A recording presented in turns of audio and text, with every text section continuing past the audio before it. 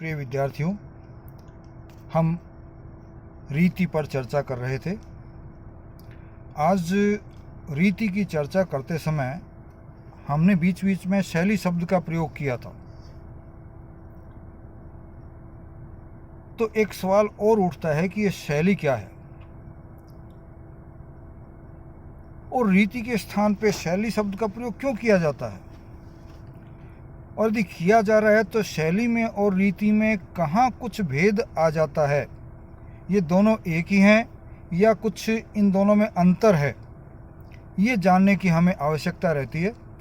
तो हम ये देखेंगे कि भारतीय काव्य शास्त्र में, जो कि काफ़ी प्राचीन है, उसमें रीति पर काफ़ी मात्रा में चर्चा हो चुकी है, उस पर काफ़ी विवेचना विभिन्न विद्वानों द्वारा, आचार्यों द्वारा की जा चुकी है। लेकिन वर्तमान साहित्य या आधुनिक साहित्य का जहाँ तक सवाल आता है, उसकी विवेचना का जहाँ सवाल उठता है, वहाँ यह रीति सिद्धांत, यह सिद्धांत जो है न तो पूर्ण महसूस होता है और न ही वैज्ञानिक सिद्ध होता है, क्योंकि आजकल के साहित्य की विवेचना या उसकी समालोचना जब हम करते हैं तो रीति सिद्धांत के आधार पर किया जाना उसको संभव नहीं होता, तो यहाँ ये वैज्ञानिक सिद्ध नहीं होता। तो आज की आधुनिक रचनाओं के लिए रीति शब्द का प्रयोग न करके शैली शब्द का प्रयोग किया जाता है। क्यों? क्योंकि शैली शब्द रीति से अधिक विस्तार लिए होता है, इसका क्षेत्र रीति से अधिक होता है, रीति से बंधन भी कम होते हैं। आधुनिक साहित्य को यदि रीति के बंधनों में बांधना चाहेंगे तो वो साहित्य साहित्य ही नहीं रह जाएगा।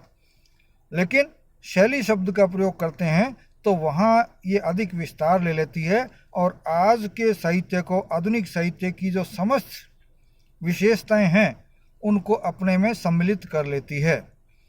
तो हम कह सकते हैं कि उसकी किसकी, आधुनिक साहित्य की विविध और समस्त विशेषताओं का वैज्ञानिक ढंग से जो प्रकटीकरण है वो शैली के माध्यम से हो जाता है, शैली के अंतर्गत हो जाता है।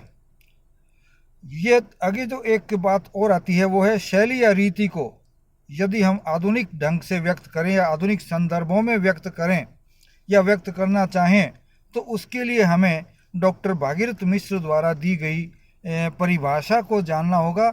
डॉक्टर भागीरथ मिश्र ने रीति की परिभाषा देते हुए समय कहा था, लेकिन उन्होंने रीति शब्द का प्रयोग न करते हुए किस शब्द का प्रयोग किया था? शैली शब्द का प्रयोग किया था। तो मिश्र के अनुसार शैली या रीति काव्य रचना संबंधी वह विशेषता है जो कवि की प्रकृति और व्यक्तित्व, वर्ण योजना, शब्द संगठन, अलंकार प्रयोग, भाव संपत्ति एवं उक्ति वैचित्र्य के परिणाम स्वरूप प्रकाशित होती है। तब देखिए यहाँ एक चीज और आ जाती है कि इन्होंने बहुत सी चीजें सामने लिए जो रीति में नहीं आती थी, लेकिन यहाँ आ रही है। वो कौन कौन सी है? व्यक्तित्व रीति में नहीं होता था, रीति जो नियम सिद्धांत बने हुए थे उन्हीं पर आती थी, व्यक्ति का उसमें कहीं कोई स्थान नहीं था। वर्ण योजना रीति में होती थी, शब्द संगठन उसमें होता था, अलंकार प्रयोग उसमें होता था, भाव संपत्ति और उक्ति वैचित्र्य भी वहाँ होते थे, लेकिन यहाँ आकर के ये ज़्यादा हो जाते हैं। तो इस प्रकार से हम देखते हैं कि रीति और शैली में भागीरथ जी ने कोई अंतर नहीं माना है, ऐसा हमको इस परिभाषा को पढ़ने से महसूस होता है। लेकिन हम बिल्कुल से ये नहीं कह सकते या एकदम ये नहीं कह सकते कि रीति और शैली में कोई अंतर नहीं है। तो वो अंतर हल्का सा हम यहाँ चर्चा करते हैं, बाद में जब अंतर के अंतर्गत देखेंगे तो वो और स्पष्ट करेंगे कि शैली में निजता, कवि की जो निजता है उसका महत्व पर्याप्त मात्रा में होता है।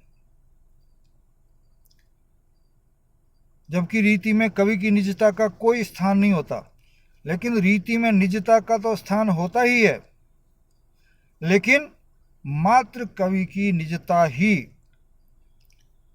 इसका कोई आधार नहीं बनता है, बल्कि शैली के स्वरूप निर्धारण में इसमें वर्ण्य विषय,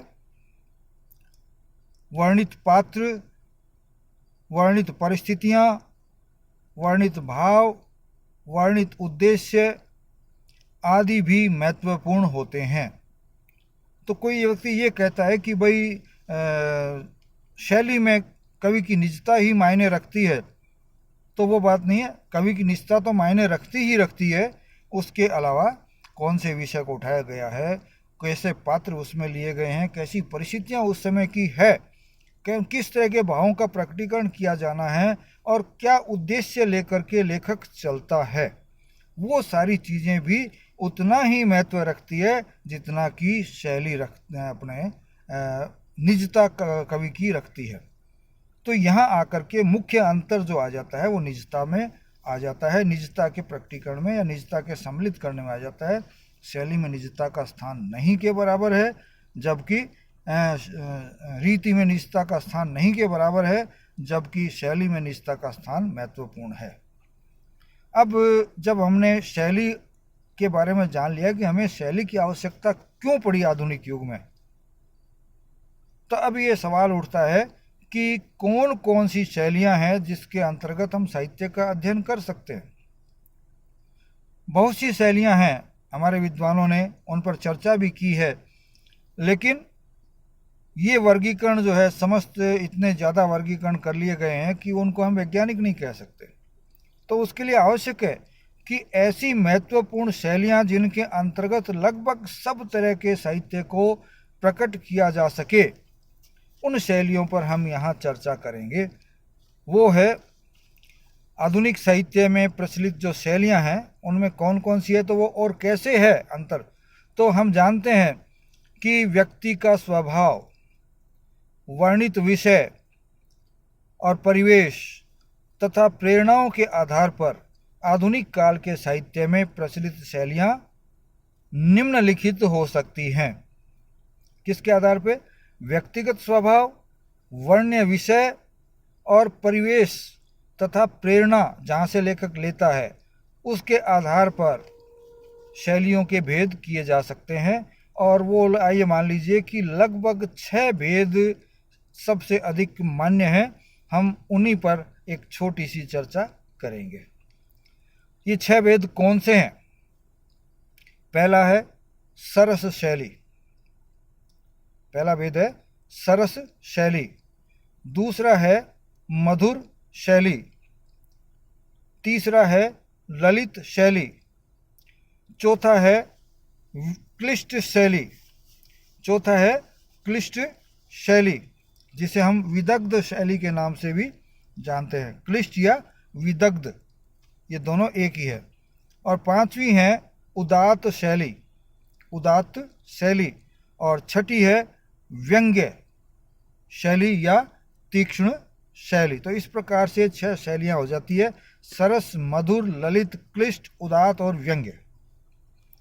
तो ये अब हम इनका प्रत्येक का बहुत थोड़ा थोड़ा वर्णन करेंगे, बहुत थोड़ा थोड़ा इसके बारे में हम जानकारी लेंगे। सबसे पहले लेते हैं हम सरस शैली। सरस शैली क्या है, क्या विशेषताएं होती है इसकी, वो हम देखेंगे। सरस शैली में भाव और रस का निरूपण, भाव और रस का निरूपण, प्रसाद गुण संपन्न रस शैली जो है, सरस शैली जो है, भाव और रस का निरूपण होता है। इसमें प्रसाद गुण संपन्न होती है। सरल भाषा में भावों के अनुसार शब्दावली का प्रयोग इस शैली में होता है। और सर्वजन सुगम और सर्वजन रमणीय शैली होती है। तो इसमें कौन कौन सी खासियत हो गई? भाव और रस का निरूपण, गुण संपन्नता, कौन सा? प्रसाद गुण संपन्नता, और सरल भाषा, और उसी के अनुसार शब्दावली। और इसके साथ साथ सबसे जो खास बात मेरे को लगती है कि वह हर व्यक्ति के जो कि उसको पढ़ता है उसको आसान भी लगेगी और उसके मन का रमन भी करेगी, मन में उसके अच्छी भी लगेगी उसको। तो इस प्रकार से ये सरस शैली है जिसमें भाव और रस का निरूपण होता है। ये प्रसाद गुण संपन्न होती है। सरल भाषा में भावों का जो निरूपण होता है और उसी के अनुसार शब्दावली का प्रयोग किया जाता है। सर्वजन सुगम होती है और रमणीयता भी इस शैली में होती है। अगली आती है मधुर शैली। नाम से ही है कि इसमें मधुरता निश्चित रूप से पाई जाएगी। तो वृत्ति का आधार भी इसमें लिया गया है। इसमें उपनागरिका वृत्ति के प्रयोग से सुकुमार और कोमल भावनाओं का वर्णन संगीतमय शब्दों द्वारा किया जाता है।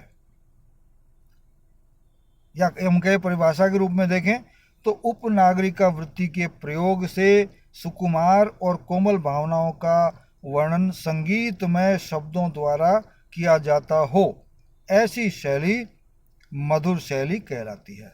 तो दो तीन चीज़ें इसमें, वृत्ति कौन सी होगी? उपनागरिका होगी। इसमें कैसे शब्दों का प्रयोग किया जाएगा? सुकुमार और कोमल, और भावनाएं भी वैसी ही होगी, और साथ साथ संगीतमय शैली होगी, अर्थात इसमें लय और ताल का ध्यान भी रखा जाता है। तीसरी जो विशेषता है वो है ललित शैली।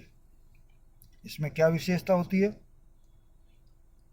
वर्णन में कल्पना का रंगीन वैभव। इसमें वर्णन में कल्पना का रंगीन वैभव, और दूसरी वर्णन की सूक्ष्मता तथा चित्रात्मकता तथा उक्ति चमत्कार तथा अलंकारिकता होती है। इस प्रकार की कलात्मक शैली को ललित शैली कहा जाता है। अर्थात कलात्मकता लिए हुए जो शैली होती है, जो साहित्य शास्त्र के सिद्धांतों का पालन करते हुए होती है, उसे हम ललित शैली कहते हैं। अब हम इसको एक पूरी तौर पे परिभाषा को देख लेते हैं। वर्णन में कल्पना का रंगीन वैभव और वर्णन की सूक्ष्मता तथा चित्रात्मकता हो, उक्ति, चमत्कार और अलंकारिकता हो, ऐसी कलात्मक शैली को ललित शैली के नाम से जाना जाता है। तो कितनी विशेषता होगी? कल्पना का रंगीन वैभव, वर्णन की सूक्ष्मता, चित्रात्मकता और उक्ति चमत्कार। इसके साथ अलंकारिकता भी इसमें काफ़ी मात्रा में पाई जाती है। तो ये और इन सब के फलस्वरूप इसमें कलात्मकता भी होती है। तो इस तरह की कलात्मक शैली को ललित शैली के नाम से जाना जाता है। अगली आती है क्लिष्ट शैली। नाम से ही स्पष्ट है। एक इसका दूसरा नाम भी हमने देखा था। क्लिष्ट शैली का क्या नाम जाना था? विदग्ध शैली। क्लिष्ट शैली या विदग्ध शैली। तो ये क्या होती है? इसमें क्या होता है? क्लिष्ट क्यों है? तो इसमें सीधे सीधे शब्दों का प्रयोग नहीं किया जाता।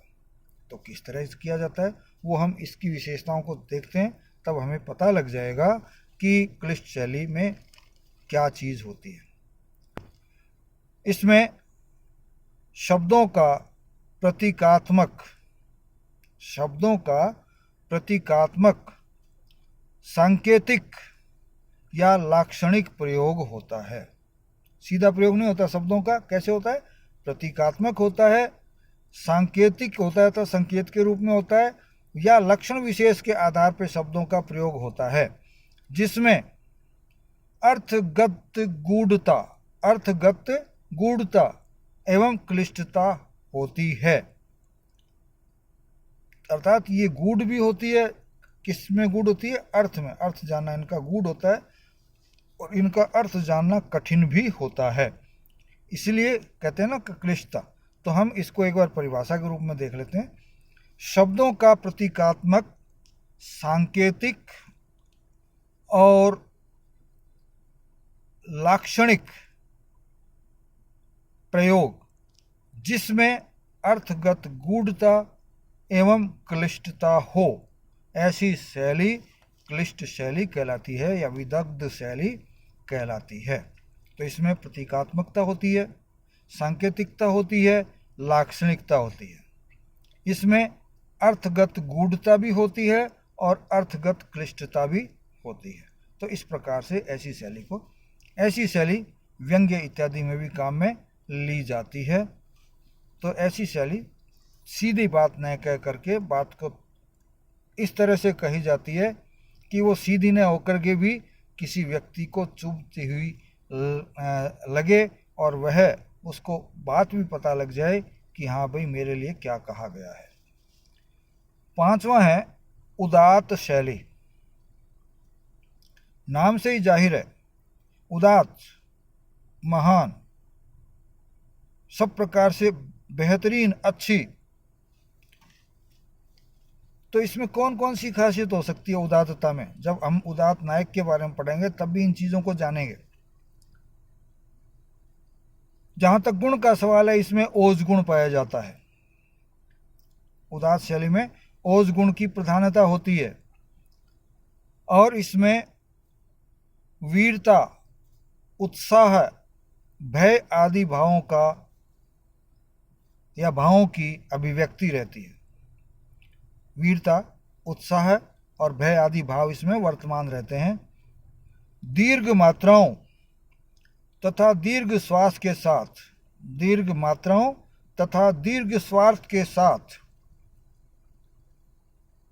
इसके पद निर्मित होते हैं, जिन्हें उच्चरित करते समय भी ध्यान रखा जाता है कि इसमें श्वास जो है वो दीर्घ रहे।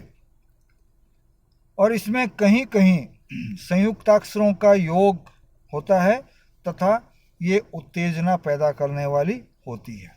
तो इस तरह से इसकी परिभाषा को हम देखें तो इसकी परिभाषा बनती है ओज गुण संपन्न, वीरता, उत्साह, भय आदि भावों को व्यक्त करने वाली, वीरता, उत्साह, भय आदि भावों को व्यक्त करने वाली, दीर्घ मात्राओं तथा दीर्घ श्वास के साथ उच्चरित पदों से निर्मित, जिसमें कहीं कहीं संयुक्ताक्षर का योग होता है तथा उत्तेजक भी होती है। तो ऐसी शैली उदात्त शैली कहलाती है। अब ये कौन कौन सी विशेषता इनमें होगी? ओज गुण पाया जाएगा, वीरता, उत्साह, भय आदि भाव पाए जाएंगे, और भाव भी होते हैं लेकिन ये प्रमुख रूप से पाए जाते हैं। मात्राएं दीर्घ पाई जाएगी, जब उच्चारण होगा तो दीर्घ श्वास के साथ होगा, और ऐसे ही पदों का भी निर्माण किया जाएगा। और इन पदों में संयुक्त अक्षरों का प्रयोग काफ़ी मात्रा में किया जाता है, और ऐसे शब्दों का प्रयोग किया जाता है जो व्यक्ति की उत्तेजना को बढ़ाते हों। अगली जो विशेषता, अगली जो शैली है वो है व्यंग्य शैली। मेरे को ये शैली सबसे अधिक पसंद है। ये मेरी व्यक्तिगत बात है, आपको पसंद ज़रूरी नहीं है। कुछ को उदात्त शैली पसंद होती है, कुछ को ललित शैली पसंद होती है, कुछ को सरस शैली पसंद होती है, किसको मधुर शैली पसंद होती है।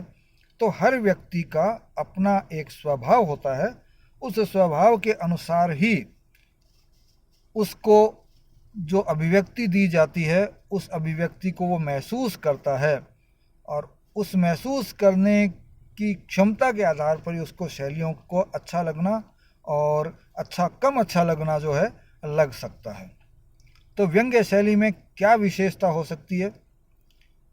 तीखा प्रभाव प्रकट करने हेतु, देखिए, तीखा प्रभाव प्रकट करने हेतु कोई बात टेढ़े ढंग से कही जाए, कोई बात टेढ़े ढंग से कही जाए तथा वाच्यार्थ के स्थान पर व्यंग्यार्थ की प्रधानता हो, तो ऐसी शैली व्यंग्य शैली कहलाती है। क्या विशेषताएं?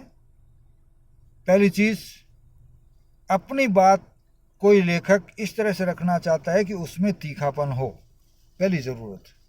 यदि वो है तो फिर किस तरह की बातों का प्रयोग किया जाएगा, बातें किस तरह से कही जाएगी। तो इस तरह की तीखेपन के साथ यदि बात करनी है तो वह बात टेढ़े ढंग से कही जाएगी। टेढ़े ढंग का मतलब कि सीधी वो बात नहीं कही जाएगी जो आपको सीधे सीधे समझ में आ जाए, बल्कि बात किसी और माध्यम के द्वारा आप तक पहुंचाई जाएगी। बायसवली की बेर कौवे की बात है, तो मतलबी लोगों के लिए कौवे का उदाहरण देते, कौवे के माध्यम से मतलबी लोगों पे बिहारी ने व्यंग किया है, उन पर चोट की है।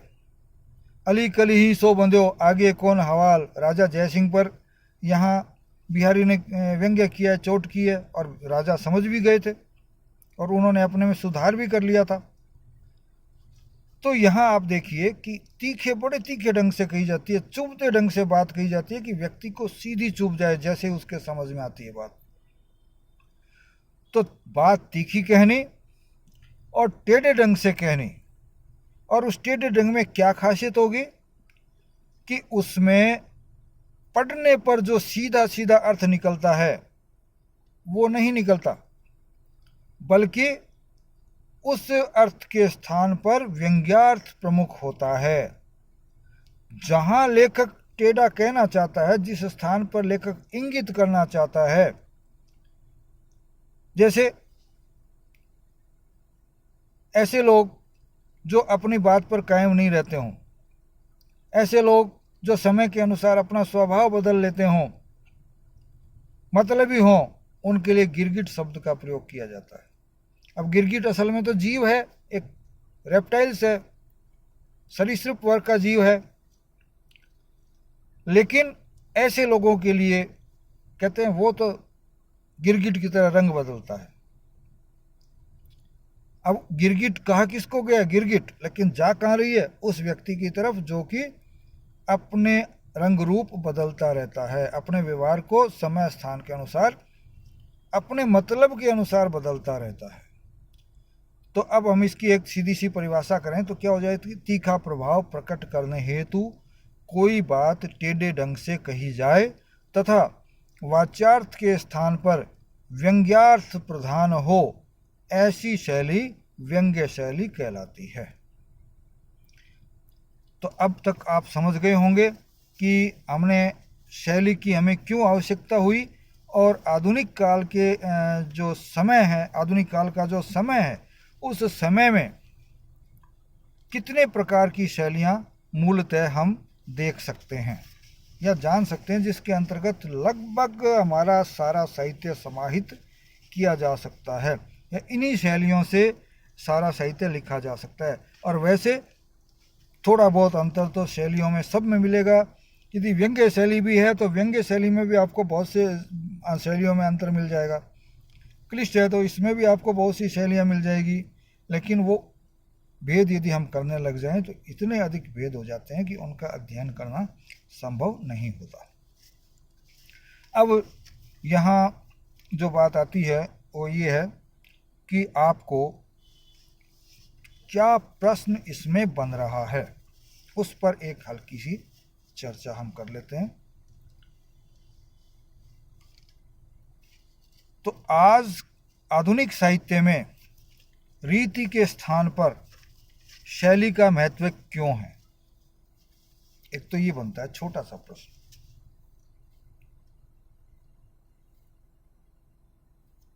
फिर अंतर हम यहाँ नहीं देखेंगे, एक हालांकि अंतर मैंने यहाँ बता भी दिया था आपको, वो आप लिखना चाहें तो लिख सकते हैं कि मूल अंतर इनके किस चीज़ में होता है? निजता में। लेखक की निजता जो है वो शैली में महत्वपूर्ण स्थान रखती है, जबकि रीति में निजता नहीं, बल्कि जो सिद्धांत स्थापित हो चुके हैं उन्हीं सिद्धांतों के अनुसार साहित्य की रचना आपको करनी पड़ेगी, तभी आप। और यदि वो चीज़ आज के साहित्य के लिए लिखें या रखें तो कोई भी साहित्य रीति की कसौटी पर खरा उतरना मुश्किल हो जाता है, उसको उन रीतियों पर, उनकी कसौटी पर खड़ा करना या उनकी कसौटी पर कसना बेहद कठिन हो जाता है। तो हमने देखा कि इसकी आवश्यकता क्यों हो जाती है, क्योंकि आधुनिक युग का साहित्य विषय संबंधी इतना विस्तार ले चुका है कि उसको रीति के दायरे में बांधना संभव नहीं रहता, और वो वैज्ञानिक भी नहीं रहता, क्योंकि आज का साहित्य बंधन मुक्त है और रीति बंधन में रखती है। तो आवश्यकता पड़ी कि हम ऐसी कोई चीज़ लाएं, ऐसी कोई विषय वस्तु लाएं जिसके अंतर्गत साहित्य का अध्ययन हम कर सकें। तो वो थी शैली, और उस शैली में व्यक्तिगत निजता का प्रमुख स्थान होता है, और ये इतना विस्तार होती है। डॉक्टर भगीरथ मिश्र की जो हमने परिभाषा देखी उसमें भी ये बात स्पष्ट होती है। उन्होंने शैली और रीति में कोई अंतर भी नहीं किया है, दोनों शब्दों का प्रयोग किया है, लेकिन अंतर तो है। वो क्या है वो हम आगे पढ़ेंगे, अगले व्याख्यान में हमारे नंबर आ सकता है इस बात का।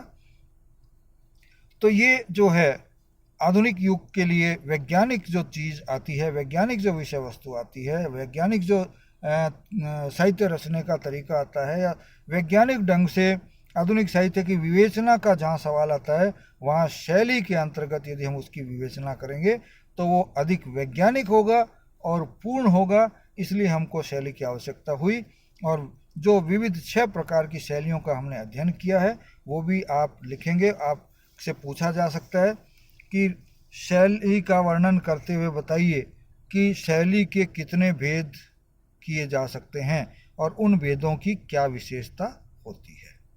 ये आप करेंगे, निश्चित रूप से करने की कोशिश करेंगे। आगे आपके उज्जवल भविष्य कामना के साथ, जय हिंद।